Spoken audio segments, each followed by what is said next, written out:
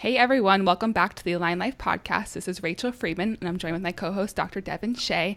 And today we're joined with the two lovely guests, Joy and Claire of the Girls Gone WOD podcast. Hi, ladies. Hi, guys. Hello. So excited. So you guys have been around podcasting since the very beginning, 2013, right? And you have almost, 300 episodes? That's a lot. Yeah, we were just talking today. It's funny that you say that because we were just talking about a 300 episode party. We're like, we should probably get on that if we're I going to do know. it. I would love to come. That'd be It's so awesome. weird. It's weird that it's been that long. For sure. And I feel like if you've been in the CrossFit space, you must know who these ladies are. So Dr. Devin and I are, like I said, CrossFitters in recovery. we're working through injuries and working on all that stuff. But I feel like I've already talked to a few of my CrossFit friends today. I'm like, I'm interviewing Joy and Claire. And they're like, oh my God, that's so cool. I've been following them for like the last 5 years. So really excited. We've been around. Yeah, that's Cool. great. Guys, I'm super fired up to speak with you and grateful for your time. I went on and I was stalking you guys today a little bit, so forgive me. But you've got like a ton of reviews, a ton of followers. You've been doing it from the very beginning. And then yet, what I've noticed is most recently you've reached out and now you're branching out and doing episodes on all sorts of other people's podcasts. So I'm curious, what was the change? What's the driving force behind that? Honestly, we kind of just were interested in getting our message out there in new ways. We had not, even though we've been doing this now for 5.5 years, we could probably count on one hand the number of other people's podcasts that we've been on. But we always love, we just love talking about ourselves. And but really, sometimes we would have people on our podcast and they would start asking us questions. And then recently we went to Tahoe and did an event with the Mind Pump guys where we got interviewed a couple of times. And you're like, man, that's really fun. We know that there are a ton of podcasts out there. And so, and we know that, not unlike you guys, a lot of the people who are in our immediate community are also podcasters. And so we also wanted to kind of make those connections. Like, who else is out there who's listening to us and who follows us, who has their own podcasts, like similar podcasts. So yeah, it was kind of a little bit all of the above, like something new for us, but also a way for us to connect with like-minded podcasters out there as well. It was really interesting too, because once we put the ask out there, we were really amazed at how many people came out of the woodwork and were like, hey, come on our show, come on our show. So it was really kind of cool that we just didn't realize there were so many people out there that wanted us on their show. And it was really cool to meet a bunch of people. Definitely. It's so interesting too, because, we had some Sal on from Mind Pump, and he was so awesome and great. And like every single person that we've asked to come on always says yes. And it feels like sometimes like a little intimidating because we're like, oh, they're in like this different group of people. But at the end of the day, like we're all just humans who want to connect and talk with each other. And it's like, why is it so intimidating to like ask, if they say no, like that maybe tells you more about them than it does of yourself, right? Completely. And I think the other thing that's interesting too about podcasting is unless you're like Tim Ferriss, I think we all kind of are still sitting here being like, is anyone out there? Like, is anyone Truth. listening? And I think, so like, even though we've been around for a while and we have one of the bigger podcasts in our space, it's still a tiny space and still in the scheme of things, a tiny podcast. And, yeah. And so I never feel, like if somebody's reaching out, I'm never like, oh, your podcast is too small for us. Cause I'm like, oh my God, someone besides my mom is listening. Still, this is like, it's still every single time. I'm like, oh, you know who I am. I know. It is a crazy feeling, right? Yeah. So I noticed that one of your most recent social media posts was about actually posting less to social media and trying to connect more in real life, IRL, or at least through DMs, which feels a little bit more like in real life than a Instagram feed. And I'm curious, like, what the inspiration behind that was, and like how did you guys come to that decision, and has it been something that you've been struggling with? Because I know personally, just being in the space, it gets really overwhelming, not just posting, but like worrying about all the metrics behind it. And I'm just curious, like, how you got to that decision, I guess. It was a little bit of everything. Like I think came first from a practical place of like, a lot of days I just didn't feel like our social media was adding a whole lot. I felt like, so the way that Joy and I kind of split up the Girls Gone WOD workload is that Joy does the majority of like the really podcast specific stuff. Like it schedules our interviews, she does all of our editing and production and all that type of thing. And then I do a lot more of like the forward facing stuff, like the newsletter and the social media. And so for a while there, probably for like what, Joy, but at least the last year, if not longer. Yeah. I've been completely running our Instagram, and then Joy will just kind of send me photos if she has them, or I'll ask her for them. And we both just kind of got to the point where it was like, we felt like we were really just reaching for stuff to post all the time. Like, yeah, we're like, it felt forced. Yeah. And it, like we know that we have to post stuff, but it just was like, okay, we have to do like a workout shot today. And it's like, make sure you go work out. Gotta go work out now. Make sure you look good too. Yeah, exactly. And make sure like you find someone else to take a picture for you, because like a selfie doesn't get enough, or whatever. Yeah. So it was kind of a combination of that, but then also just recognizing in ourselves that we see how social media can become toxic so easily, and we wanted to remove ourselves from that as much as we could. And we felt like part of that was by giving ourselves the opportunity to step away, even just incrementally throughout the week. Like, we always kind of say like, man, if it weren't for the podcast, I would just not have social media. Like, wouldn't it be nice to just delete Facebook? But it is one of the major ways that we're able to connect with our audience and with our community. And so we wouldn't want to give that up, but we just kind of like, it's just tiring, and it can be really, really toxic. And so this was also personally kind of our own answer to that problem of like, when that screen time thing came on with like the new iPhone, I was literally spending 5+ hours a day on my phone. And the majority of that was on Instagram. Like, what am I doing on there for 3 hours a day? And I feel like 5 hours is actually pretty good from what I've seen on other people. So I'm like, yeah, and and it's crazy. And I'm like, what? I'm not being productive. And so, yeah, it was also just kind of my own thing too, being like, oh my God, I was on Instagram for 3 hours today. How? Like, did you try to work the settings so it like cuts you off? Because you can have it cut you off, but then it's ask for more time. So I was like, ask for more time. I snooze remind me in 15 minutes. Remind me in 15 minutes. I start asking for it to remind me in 15 minutes at like 9:30 in the morning. Yeah, that thing did not work for me. Well, so I'm really curious because it seems like there's a big theme, and I would love to unpack this theme, which is the concept of like connecting with people or connecting with ourselves versus relying on metrics outside of ourselves. So, for example, like in social media, we've talked about, like I have 2 small children, and my worry for them is in the future, they're going to gain self-worth through the number of followers they have, excuse me, or the number of likes that they receive on a post, versus having sort of this more like inward-facing focus of, it doesn't matter who likes it or how many subscribers or any of that stuff. It's just like, I think this is cool. I'd like to share this and contribute to other people. So I think for someone or people like yourselves who've kind of gone to a certain level in this world, I'm really curious of what that's like for you guys, and if you have any thoughts on any other types of scenarios that would be similar to that connection versus metric concept. Well, I think that what we were going for too when Claire wrote that post was humans over double taps. I thought that was really well said. Was we're really looking for people to be mindful of like just mindlessly scrolling. And while we can't fight social media and the advancement of social media, it's never going to go away. It's a great tool. We need to actually be in control of it, and we need to take control of how we use it and make sure it's using, like any tool that we have in our life, make sure that you're using it to a benefit and to enhance your life.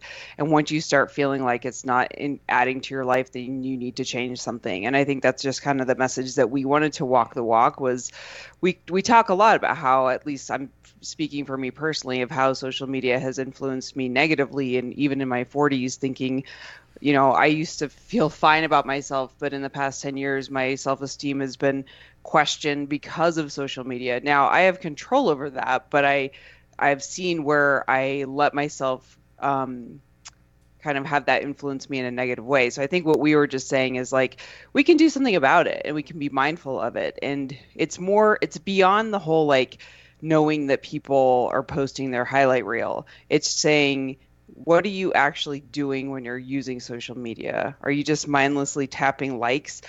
And that's fine, but are you also connecting with people on a real level? So that's what I think our message is really trying to aim for.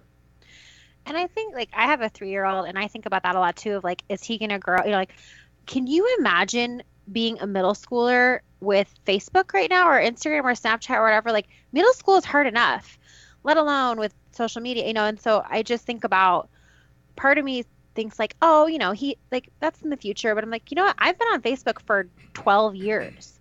Like this thing has been around and it will continue to be around, or some social media.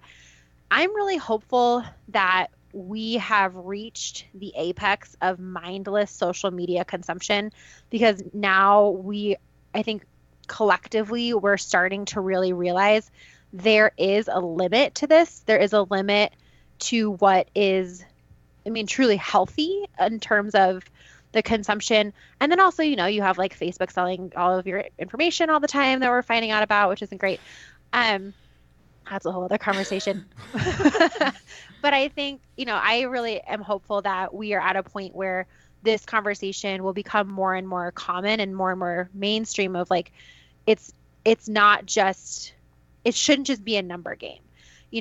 Social media can be a really amazing way to connect with people, but it should be a means to an end. It shouldn't be just, your life. And I'm guilty of it. I think everyone is, and I think especially parents are, of like, it's a great way, you're sitting there and your kid is like bringing you a, pretend cup of coffee or whatever for like the 30th time, or you have to sit with them on the couch and watch Daniel Tiger. And you're like, Daniel Tiger, like, I love your anger management song, but I just can't listen to it again. So I have to get on Instagram. Yes. How much, I was gonna say, how much of that at that point are you just trying to like kind of numb out or check out of reality, right? And sometimes that's good. Like sometimes we do need numbing, right? Like if you go to the dentist, you need that occasional numbing, but when it becomes chronic, that's a problem. It's kind of like what Joy was saying, like when that becomes like dysfunctional is when it's time to really bring some mindful awareness to it and make some change. Yeah, when that becomes the state that is like that you're living in, that's when you need to kind of stop and say, okay, how, like Joy was saying, I'm in control of this. And I'm hoping that we're all getting to a point where that becomes more of the norm, of really critically looking at the way that you consume social media instead of just sort of letting it be constantly the reel that's running through your head. Guys, so I would love to apply this same concept of connection versus metrics to a bunch of other stuff. So I thought about this before our episode, and I was thinking about like the world of CrossFit, looking at metrics and basing your self-worth or how you're doing in the CrossFit world is typically associated with how fast you go, how much weight you lift, etc., versus connection with yourself, which would be like, how does my body feel today? Is my range of motion good? Do I really suck at this movement, but I'm still, and I'm gonna like talk to my coach on how to modify. So that would be one piece. The second piece would be like, a metric that we commonly use to gain self-worth would be like material wealth.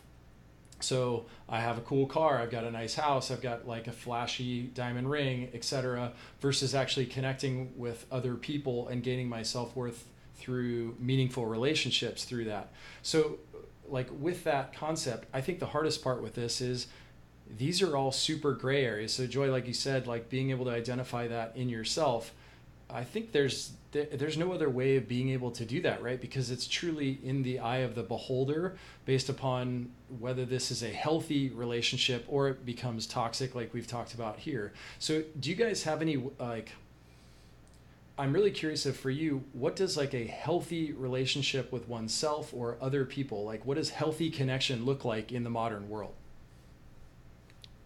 We're all just trying to figure it out. Yeah, I was like, oh, that's a good one. Healthy connection in the modern world. Well, I'm just gonna speak for me personally, is I've seen myself kind of wax and wane with connection with people, and it's my resolution this year was kind of like the year of connection. That's what a goal I set for myself for 2018 was. I felt myself really withdrawing, and by that I mean I would kind of like I wouldn't really reach out unless, really the only socializing I did was like with Claire for podcasting or podcast events. And I noticed that was something that I really wanted to kind of step back into connecting with people on a human level because it enriches my life. And I get really sad when I'm not connected to people, but that's just me. Some people that doesn't happen to. But I think that it does take effort. And I found myself kind of taking the quote unquote easy way where you just want to avoid. And sometimes human connection is really hard and it's complicated and it brings up feelings and it brings up good feelings and it brings up bad feelings. And so I think that was my way of just kind of avoiding all of that connection to life for whatever reasons that I was going through at that time in my life. But I think now it's making the effort, it's showing up. It is obviously using the great tools. Like I love text messaging and we have a great text message thread with like a few of us that we just kind of text throughout the day. And I love that because that to me is like connecting throughout the day. But then it's also important to like set dates. So you set like meaningful dates with people and do dinners or do whatever it is instead of being like, oh, I'm going to go to this and then bail out of it. My goal is to like not bail out of things I commit to because I always like want to make an excuse that I'm tired and I want to go home. But it's like, no, you always feel better after you connect with people. So I think that's really important. I think I never want to bash the technology that has allowed us to do these great things. And like we're talking on video screens right now and like, it's just unheard of 30 years ago. But I also think it's something that we needed to kind of take control of. And that's what I think I'd like to see the conversation kind of swinging back to where we're going, okay, this has not served us well in the past 10 years. Like, how can we make it to where we're using it as a tool as opposed to like just letting it passively happen to us? Yeah. I loved also the comparison you made to like PRs and, body fat percentage and those metrics that I think we all held and hold on to pretty early on in our, whether you're doing CrossFit or whether you're a new runner and you're really chasing that, new half marathon time or 10K time or whatever. I think that eventually though, inevitably those PRs and those, goals start to be harder and harder to reach. Like when you are a brand new CrossFitter, you're having a PR every single time that you get into the gym and you're like, I'm the best CrossFitter ever. I'm going to regionals next year. I mean, RIP regionals, but you know what I mean? Like, yeah. I'm 2 years away from the games. This is going to be the best. Like, I'm going to get a muscle up the next time I'm in the gym. And then like slowly but surely, your honeymoon phase of CrossFit kind of starts to wane. And next thing you know, like those PRs don't really matter as much to you. But then you have this like identity crisis, like, well, why don't PRs matter to me anymore? And then you like kind of go through this whole thing. You guys are nodding like, yes, I know it happens. It's like all the stages of grief. Yes. Like that was me with CrossFit. Totally. And like at first you're like, oh, this is good. Like I'm starting to move away from PRs. And then you're like, why don't I want PRs anymore? What's wrong with me? And am I not motivated? Am I just going to like turn around and, like the kind of quip I always use, and someone's going to get mad at me for this someday because it's super not PC, but it's like, am I going to have to be forklifted out of my house one day? Like, like you, like that's, the stage that you think that you're going to get to if you stop caring about PRs. And I think that it's kind of similar, at least in our situation, like with social media. It's like, are we going to become this obsolete, podcast if we stop caring about our Instagram numbers? And are like, but I think that for everyone, the first thing that I always ask myself is like, okay, I want to be better. I want to be, I want to continue to improve, but like compared to what? So, okay, that PR or that metric, whatever the metric may be, even if it's number of real life friends, it's like we've all had to let a friendship go. And I don't know about you guys, but in the back of my mind, if at any of my real life friendships ever start to go, I'm sitting here thinking like, is this the end of my social life forever? Like, are all my friendships just going to end this way and I'm going to be alone? And it's kind of like that reality check of like, okay, well, compared to what? Like, what are you, what are you really going for? And then also like, is this like, are you freaking out about this, whatever that metric may be, because you feel like it's the way you're supposed to be reacting or because of other people's expectations, or is it truly something that's important to you? And I think that whether it's CrossFit or anything, that the ability to ask yourself that question, but also the ability to honestly answer that question just comes with time and a little bit of trial and error, but more so like really getting to know yourself and being honest with yourself. Like, really being able to to let go of a certain body weight goal or whatever. For me, I'm like 8 months pregnant right now, so it's sort of a bad example, but my body's just doing whatever it wants. But previously, I remember, Joy, probably maybe 2 years ago, when I was about a year postpartum with my first, I was like I texted Joy one day and I was like, you know what? I just truly do not care about what my body looks like right now. Like, it's not that I don't, want to be healthy or blah, blah, but I just don't have enough F's to give. Well, I do think that you run out, right? Like, you only totally have a certain amount. You only have a certain, yep. And I think that that's like the process we all kind of have to go. And at first it was really disorienting for me because I was like, I've cared about this since I can remember, right? Like, I've cared about my body weight since I was 15 years old. And now all of a sudden I truly do not care. And I think we kind of all get to the point where we realize, like, we wake up one day and we realize, like, I don't have to care about that. That feels nice. All right, moving on. Sounds like a weight, literally. It's like lifted from your body. It totally is, yeah. I like what you said, though, about the part of, like, compared to what? And it kind of reminds me of perfectionism in the sense of, like, well, how do you know when it's perfect, right? Because it's just, like, this arbitrary thing that we created.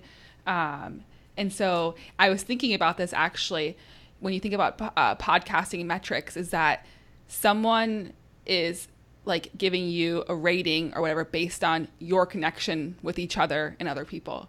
Like, that's so bizarre, right? Like, you're being judged and based off of your connection with each other.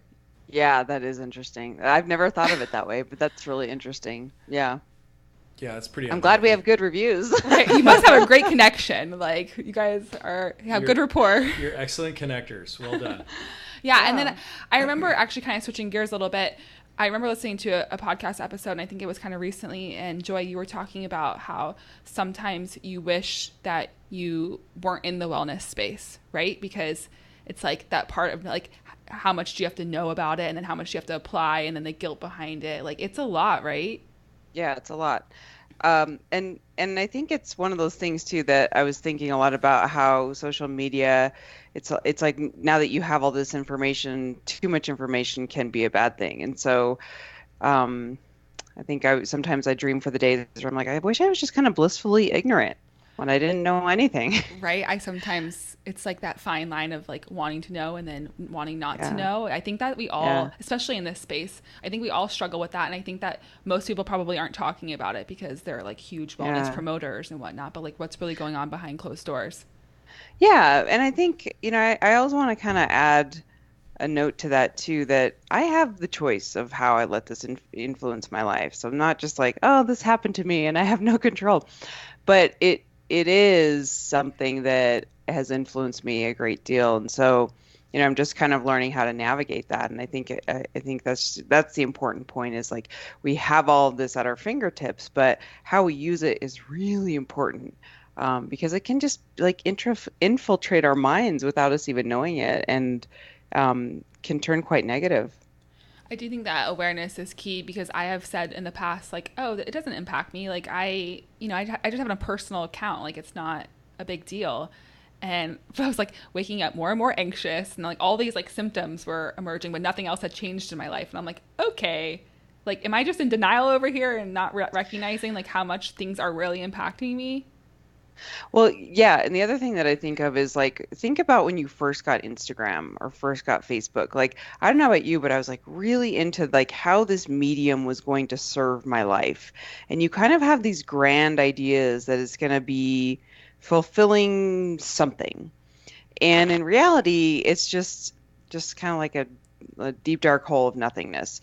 But I think we put these expectations on it. It's going to, like, fill us up somehow, and, like, this new avenue of connecting with people. And while it is a great tool, I think that's the point, is like, oh yeah, there's just, like, the great Oz behind the curtain. It's really not that magical.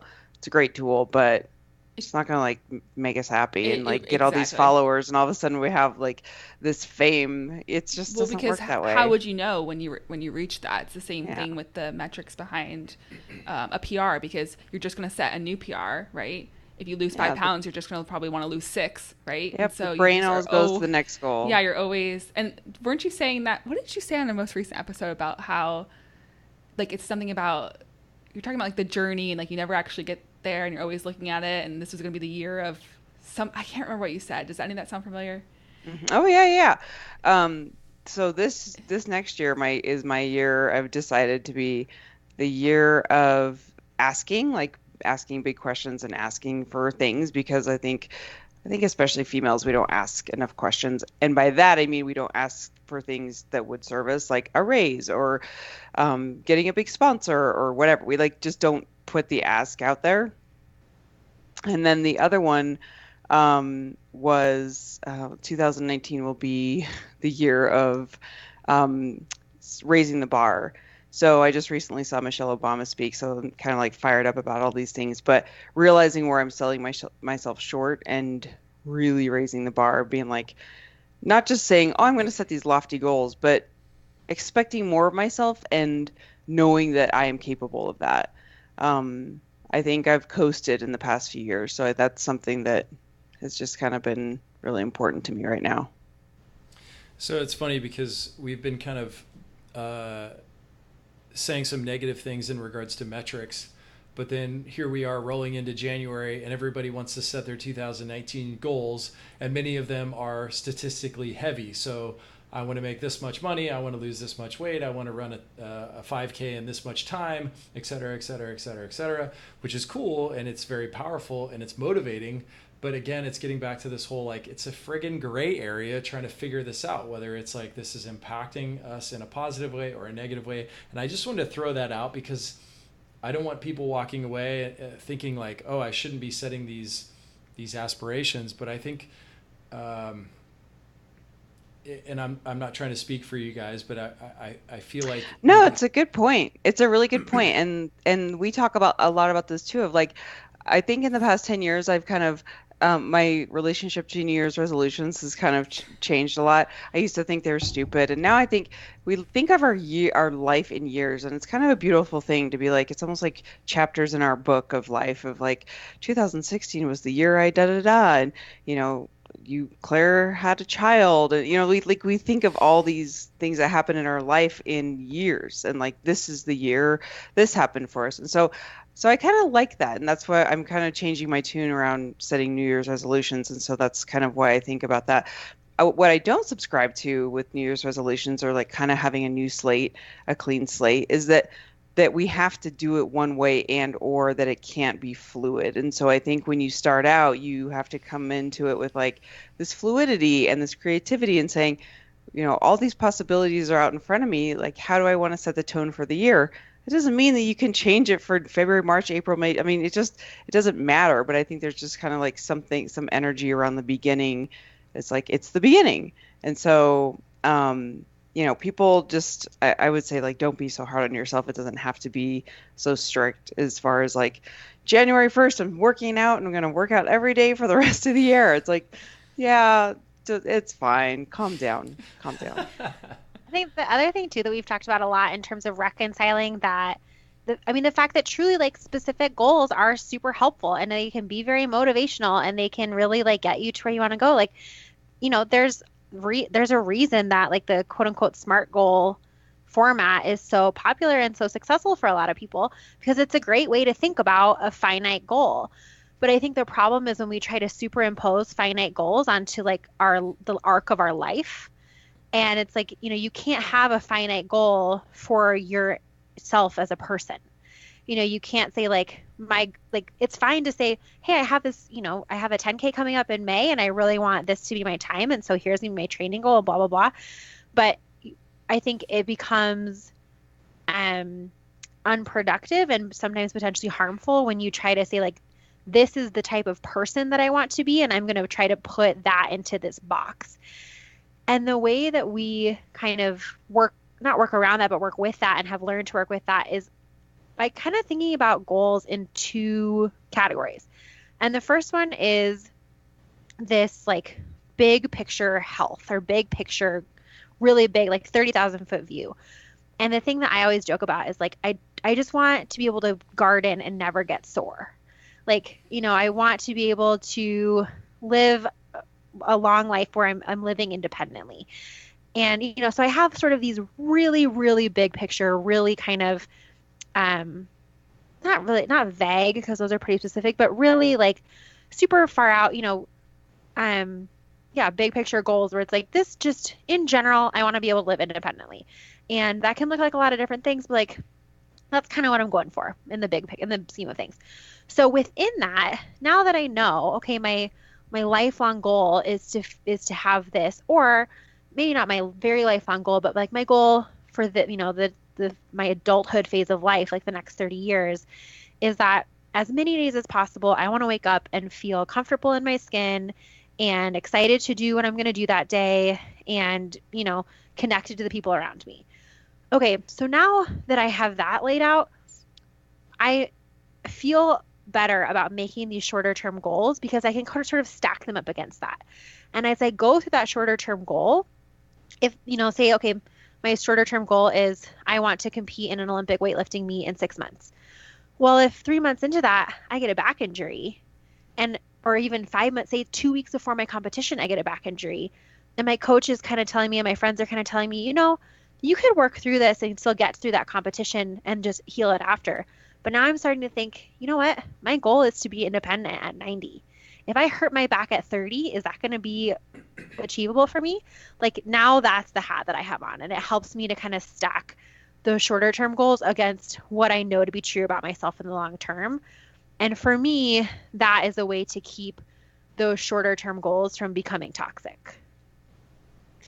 I want to say one quick thing too about goals, because I just was laughing so hard as you guys were talking about this, because I looked over and I have like a table full of journals that are like goal setting journals from like last year that are just empty. Because I have like, it's a perfect example of like, find out what kind of goal setter you are, or just what type of person you are, and then just go with that. Of like, I have all the good intentions. I think journals are a beautiful thing. I used to write in journals every single day. But gosh darn it, if I don't have like, maybe one page filled out, I had great intentions. And then I was like, I just don't like writing things down. Like, that's not a creative outlet for me. For me, a creative outlet is being like, a challenge for me today, a goal for me today would be like, go to a coffee shop I've never been to and try something new on the menu. Like, that would be a great goal for me. Cause like, you just never know who you're going to meet.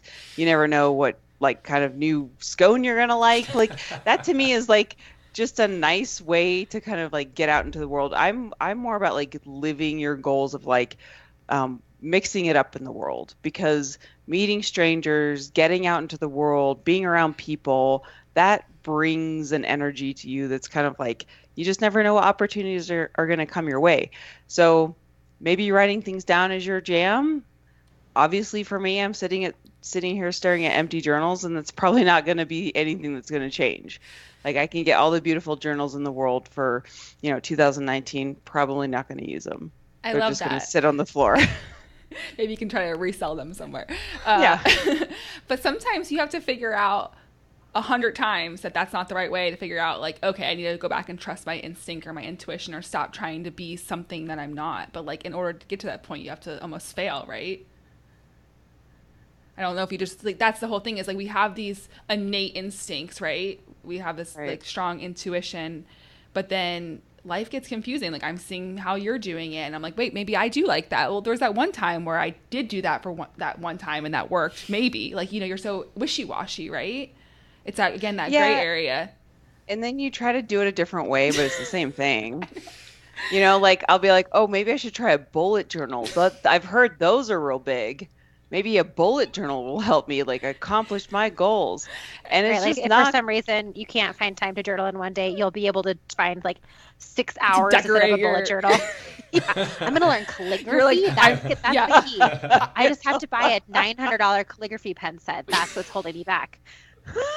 Right? It's the same thing so though, but much we're all looking for these things to like excite us or to get us in that place that we really want to be, but at the end of the day, like it's not where we are, right? It's not meeting ourselves where we're at, right? No, we wouldn't do that it's with a not. friend. No. Great. Yeah. No. Yeah. Oh I my laugh. goodness. I'm laughing because bullet journaling to me is like the epitome of like, well, maybe I could just try bullet journaling.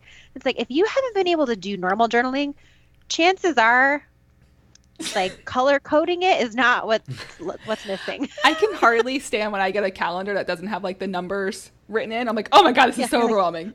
oh, it's so much work. How am I supposed to find this information?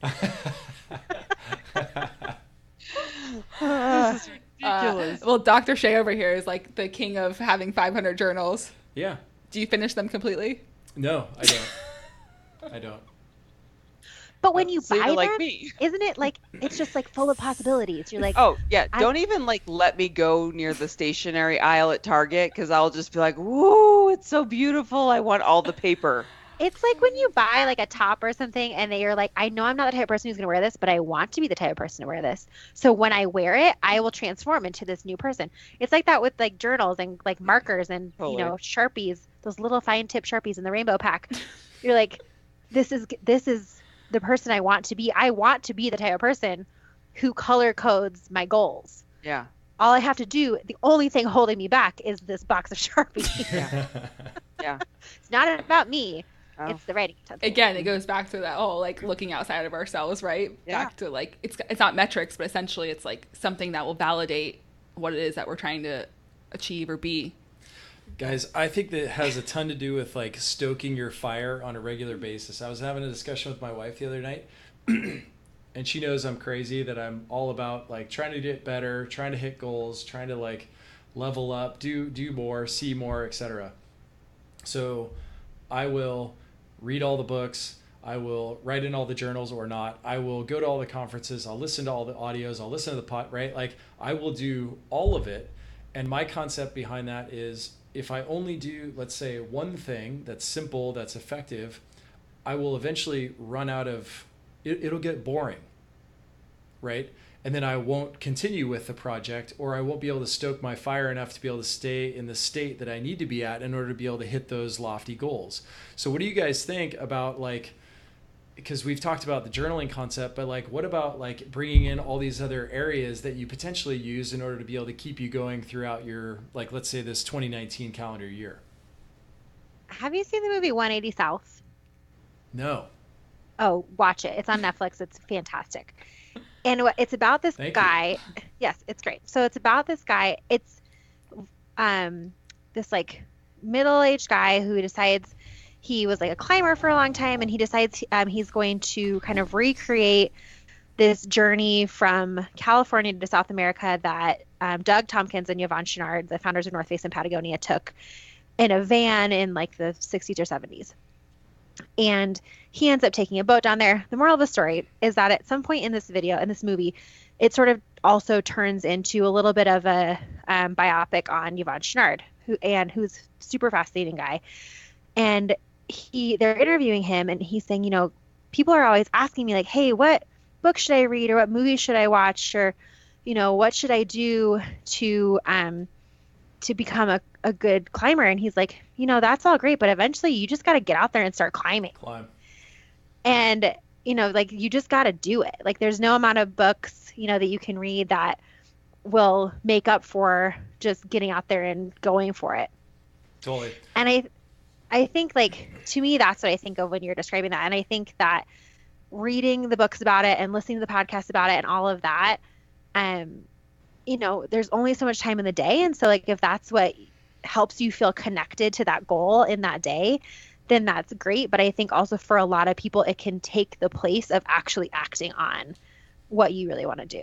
We've talked about the concept of, in recent episodes or past episodes, the concept of numbing, using things that are perceived as being really positive, but actually using them as a numbing tool, which would be like kind of what we're describing, like the self-help guru, but they're totally stuck in their life and they're never going to hit their goals because they're only doing a bunch of stuff that they perceive as being good, but they're just spending all their friggin' time reading a book that isn't actually helping them. And that's safe, right? Like reading sure. self-help books is super It's safe. so Having safe. to actually work on yourself is Super literally hard. the hardest thing. Yeah. And I think that that's Painful. kind of Yeah. similar. Yeah, painful, Yeah. super hard. There's no roadmap for it because you are not the same as any other person in any of those books you read. And I mean, let's be honest, we've all run into these people in the podcast world Mm-hmm. where they are just turning around and you ask them a question, trying to like dig deep into their experience, and they tell you something that you feels like they just read in a self magazine article. And you're like, oh, interesting. Wow. Haven't heard that a million times. Like, and it just drives me crazy because it's like these people, a lot of times, they have all the sound bites down. And so they have these great followings because they have the sound bites that other people want to hear. Yeah. But when it comes down to it, they're not doing any of the work on themselves. And I think that that can go just as much for like a physical activity, or any type of goal where it's like read the books, go to the conferences, listen to the podcast, meet the people. Because like even though your wheels, it's almost like a hamster wheel. Like you're putting a lot of energy into it, but all you're really doing is consuming what other people have already done. So like at what point do you flip the switch and start doing it in your own self and in your own life and seeing what happens? Yeah. I don't know about you guys, but do you ever like give yourself breaks from like learning and absorbing? Like sometimes I don't want to sit there and listen to like 10 health podcasts. And sometimes I do. Like sometimes I'm in like a learning phase where I'm like, okay, I want to learn more and more and more. So I'm going to listen to all these podcasts. Oh, and yeah, I sometimes do that I'm all just the time. like, I don't want to hear one more thing from one other person. I'm just like so maxed out. Like I want to Oh, hear yeah. like the depths of connection. Like if you want to talk to me about a story that you had growing up, like I want to listen to that. But if you want to talk to me about leaky gut, like do not care, even though it's like in my profession, right? Yeah. Yeah. No, I do that all the time. Like because I listen to a lot of books and I listen to a lot of podcasts, and then there's days where I'm just kind of like, oh, I'm so over information coming at me. And that's what it feels like. I mean, even though Claire and I have a podcast and we want this to be a successful podcast, there's days when I'm just like, I just don't want I don't want information coming at me. I feel like I need to be the captain of the ship here and like doing something in my life. And that's kind of what I was talking about earlier, is like we can absorb, but at some point we have to go out and live our lives and like mix it up with the world. And I think it's fine to get information, but we can also hide behind it and not get out and live our lives. Like, do you guys know one person that's like quote unquote like who you would define as successful, who's just kind of been a passive passenger in their life? Like, no. They're always talking about how they've gone out on these adventures, they've fallen flat on their face, and they just keep moving forward. Like, they don't dwell on it. They don't like have these grand gestures of like, woe is me. They're just like, yeah, I just kind of kept going from one lily pad to the next, and here I am. And it's like, I don't know any person who doesn't have a story like that. Yep. Totally It's agree interesting. with that 100%. Well, and if you look at anybody who's ever written a good biography, the whole story is about all the stuff that they screwed up on. And that's what makes a good story, right? I mean, that's what movies are based upon. It's like struggle equals, well, it's like, I mean, the book is like the path is the way, or the... What becomes... The obstacle is the way. Obstacle is the way. Yeah, exactly. Yeah. Right? Well, yeah, I mean, like you Not have that to I'm have quoting books that I read or did not read. totally judging you. Gosh, to just get out and live your life. What are you even doing? Damn it. No, but I think it's like, yeah, like, you have to have the conflict and the rising action, right? Like that's literally just act 1, act 2. Like you got to have act 2 if you want to have act 3. Yeah. Like you got to have the conflict if you want to have the resolution. And I think, I mean, Rachel, to answer your question, like I'm pretty much at any given moment halfway through a Harry Potter audiobook, because like that's how I just shut off my brain while I'm driving or something. I'm like, you know what? I can't take in anything else. I just need Jim Dale in my ears. And it's wonderful. But also I think that like I always think back, so I did my master's a couple years ago, and it was through a law school program. And so the first day was also like the first day of law school. And so all the people who came in to talk were these very successful, prominent lawyers from the community in Pittsburgh area.